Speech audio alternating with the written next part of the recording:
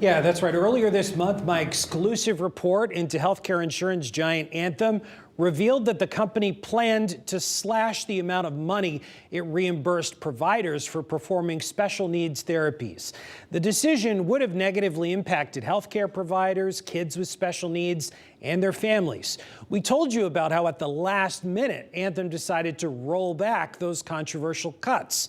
But we also told you we would continue to watch what the company did. And we have. And what we've discovered is that Anthem wasn't being completely straightforward. In response to Fox 61's exclusive October 2nd investigation into reimbursement rate cuts, Anthem Insurance told us, after further evaluation, we will continue to reimburse at a fee-for-service rate instead of the proposed October 1st rate change. But after that indication that rates would stay the same, we started to hear otherwise. What are they doing? We can't have doublespeak. Fox 61 obtained rate tables. It shows the reimbursements before and after October 1st, with some therapies being paid more while others got less.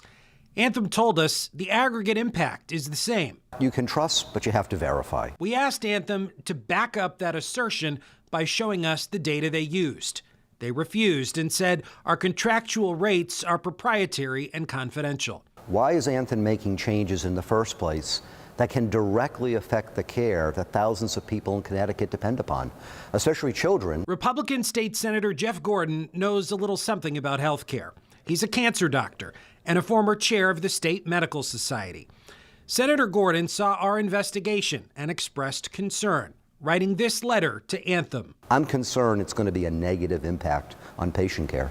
Every week, I'm going to be after Anthem to make certain we get an answer, and we get an answer that makes sense. But for occupational therapists like Alicia Ford, why'd you get into this business? To help kids. None of it makes sense. You see, with nearly 17% of kids in Connecticut having a disability, the need for therapy is increasing. But we're being reimbursed less for our time. And so we're seeing more restrictions on access to care, more hurdles to jump through, more red tape. We toured Alicia's office, where play-based sensory therapy helps kids regulate their emotions and learn new skills. The kids love our climbing wall. But now, there's a rate cap. Fox 61 learned that while Anthem did go back to reimbursing speech therapists for each service they perform, they've transitioned to a daily rate cap for kids who need occupational and physical therapy. A rate cap is a daily maximum, no matter how much service time or therapy your child needs.